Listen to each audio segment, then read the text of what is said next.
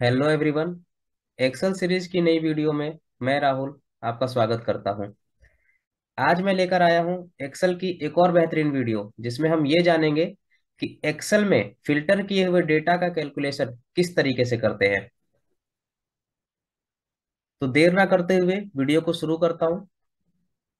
मैंने आपके सामने एक शीट रिप्रेजेंट की है जो एक सप्लायर पेमेंट शीट है।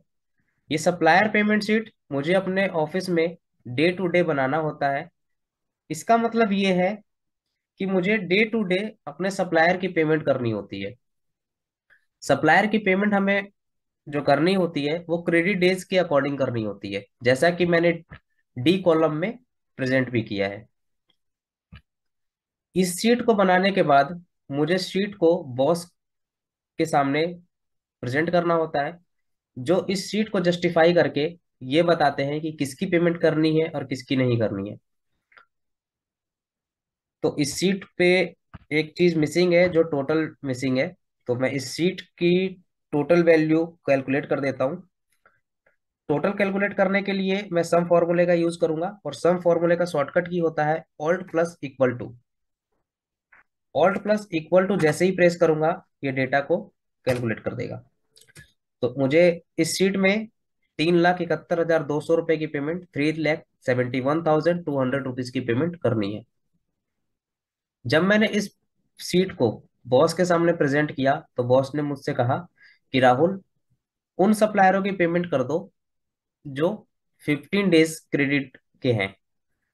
मैंने इस सीट को 15 डेज क्रेडिट से फिल्टर किया। जब मैंने 15 डेज क्रेडिट से फिल्टर किया तो फिल्टर करने के बाद मुझे इसकी टोटल वैल्यू वही मिलती है जो पूरे सीट की टोटल वैल्यू है, यानी 3,71,200। लेकिन 15 डेज क्रेडिट वाले सप्लायर की टोटल वैल्यू कितनी है वो हम चेक करते हैं। जब मैंने इस डेटा को सिलेक्ट किया तो इसकी टोटल वैल्यू, जहां मेरा माउस है वहां आपको दिख रहा होगा 66,000 है। ये तो गलत है। अब इसे कैसे ठीक करूं? तो इसे ठीक करने के लिए मैं लाया हूं एक बेहतरीन फॉर्मूला। मैं इस सीट का फिल्टर हटाता हूं। फिल्टर हटाने के लिए मैं फिल्टर लगे हुए कॉलम पे क्लिक करूंगा। क्लिक करने के बाद जहां मेरा माउस है आपको दिख रहा होगा, यहाँ पे लिखा हुआ है clear filter from credit days. इस पे क्लिक करूंगा, सारे फिल्टर हट जाएंगे। इसके बाद जहां मैंने टोटल या सम का फॉर्मूला अप्लाई किया था, यहाँ पर मैं एक फॉर्मूला अप्लाई करूंगा जिसे बोलते हैं सब टोटल। सब टोटल का फॉर्मूला अप्लाई करने के बाद एक विंडो ओपन होगी। इस विंडो में जो भी फॉर्मूले हम नॉर्मल शीट पर लगाते हैं वो सारे फॉर्मूले यहाँ पर दिखेंगे। जैसे कि आपको सामने दिख रहा होगा एवरेज का फॉर्मूला, काउंट का formula, counta, maximum, minimum, product, etcetera. ये सब टोटल फॉर्मूला ये बताता है कि हमें फिल्टर किए हुए डेटा पे किस तरीके से सब टोटल का यूज करना है। तो मुझे इसका टोटल करना था, तो टोटल करने के लिए मैं इसका सम करूंगा और सम मैं ढूंढूंगा इसमें कहाँ है। तो मैं देखता हूँ ये सम 9 नंबर पे है। सम मैंने सिलेक्ट कर लिया, यानी कि सब टोटल फॉर्मूले के साथ हम उस फॉर्मूले को अप्लाई करेंगे जिस फॉर्मूले का कैलकुलेशन मुझे इस डेटा पर करना है। मुझे इस डेटा को सम करना था, तो सब तो सब टोटल फॉर्मूले के साथ मैंने सम का फॉर्मूला अप्लाई कर दिया। सम का फॉर्मूला अप्लाई करने के बाद मैं कॉमा प्रेस करूंगा। कॉमा प्रेस करने के बाद ये हमें ये बोलेगा कि जिस डेटा को कैलकुलेट करना है उस डेटा को सिलेक्ट करो। तो सिलेक्ट कर लेता हूं मैं इस डेटा को। जैसे मैंने सिलेक्ट किया, ब्रैकेट क्लोज करूंगा। फिर से 3,71,200 की वैल्यू सामने आ जाएगी। अब मुझे 15 डे क्रेडिट वाले सप्लायर्स फिल्टर आउट करने थे। मैंने फिर से क्रेडिट डेज में जाके 15 डेज सप्लायर को फिल्टर कर लूंगा। जैसे ही मैंने फिल्टर किया, आप देख रहे होंगे इस सप्लायर की टोटल वैल्यू जो एक्चुअल में मैंने यहां दिखाया था, जहां मेरा माउस का कर्सर है, 66,000 कैलकुलेट होकर सामने सीट पर दिख रही है। तो समझ में आ गया होगा आपको कि फिल्टर डेटा पे जो कैलकुलेशन यूज करना है वो हम सब टोटल वैल्यू के साथ यूज करेंगे, तो ही हमें फॉर्मूले का कैलकुलेशन सीट पर रिप्रेजेंट होते हुए दिखेगा। आगे बढ़ते हैं।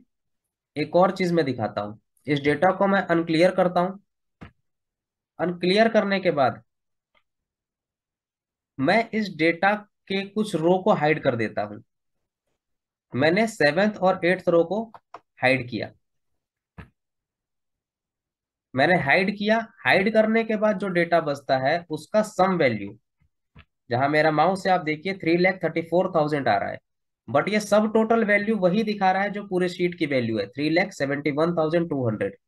तो इसके लिए क्या करेंगे वो मैं बताता हूँ। मैं पहले डेटा को अनहाइड कर दूं। अनहाइड किया। जहां मेरा सब टोटल वैल्यू लगा हुआ है उसे मैं डिलीट कर देता हूं। डिलीट करने के बाद फिर से मैं सब टोटल वैल्यू लगाता हूं। मैंने सब टोटल वैल्यू लगाया। सब टोटल वैल्यू लगाने के बाद हमें सम करना था। सम करने के लिए हम नीचे जब आएंगे तो यहां फिर से हम देखेंगे एक और सम है, लेकिन ये सम 3 डिजिट का है, 109। 109 को सिलेक्ट किया, कॉमा प्रेस किया, फिर से वही चीज, अपने डेटा को सिलेक्ट कीजिए जिसे हमें कैलकुलेट करना है। तो जिस डेटा को हमें कैलकुलेट करना है मैंने उसे सिलेक्ट किया, ब्रैकेट क्लोज किया, एंटर प्रेस किया। एंटर प्रेस करते ही पूरे शीट की टोटल वैल्यू सामने आ गई। अब मैं जो डेटा मुझने जो डेटा मैंने हाइड किया था उसे मैं दोबारा से हाइड करता हूँ। मैंने सेवेंथ और एट्थ रो को फिर से हाइड किया, और हाइड करने के बाद हमारे सामने वैल्यू चेंज होते हुए नजर आ रही है।